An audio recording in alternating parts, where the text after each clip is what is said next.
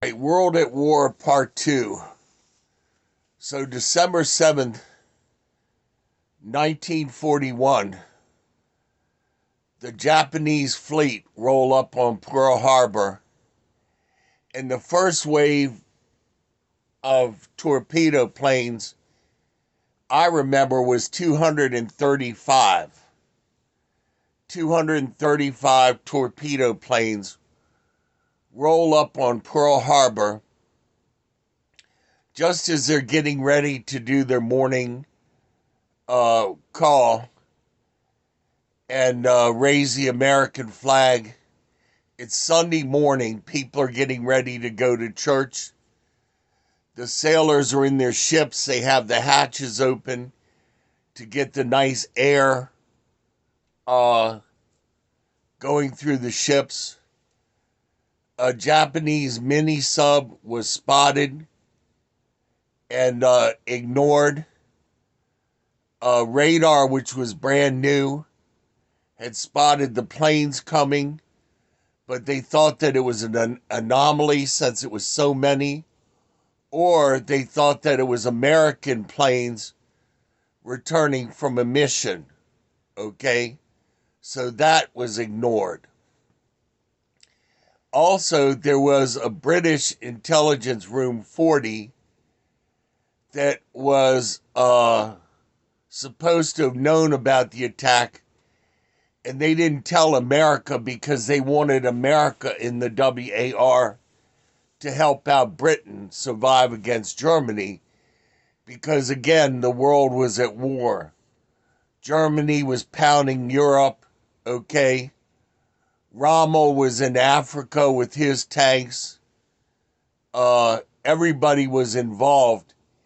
And like any world WAR, everybody decided to bust their move at the same time, taking advantage of the chaos. Roosevelt, it was said, wanted to be in the WAR. So some are saying that he let the attack happen on purpose. I'm not sure of that. There were many inventions, including the microwave, which came from the WAR, because the microwave was originally used in radar to detect airplanes coming over to Britain in the fog. So that's where you have your radar, and you have nylon was invented and other things because of various shortages and necessities during the war. And then, of course, you have the ABOMB was invented of necessity to put a stop to the war in Japan, rather than sending millions of servicemen over there to be slaughtered. That was the thinking of that, was to bring a quick and expeditious end to the WAR.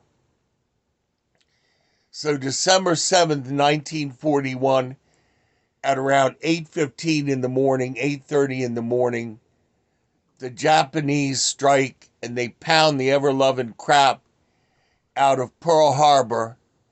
And the other thing was, the planes in Pearl were lined up in order, they say they were lined up so that spies could not get between the planes and sabotage them. But they were lined up in a way that when one plane was struck, it flopped over and destroyed the next plane. It was really a fantastic blunder on our part. Now, the one thing that kept it from being a total disaster is that the Japanese missed the oil storage fields. They didn't get that. So we had oil, and the United States would take the ships that were sunk, except for the Arizona and one other. The Arizona was decimated. Those men were blown to absolute bits. But the other ships, the United States would have to refloat them and send them back out into the WAR. And that's the point that I'm trying to get to in part 3.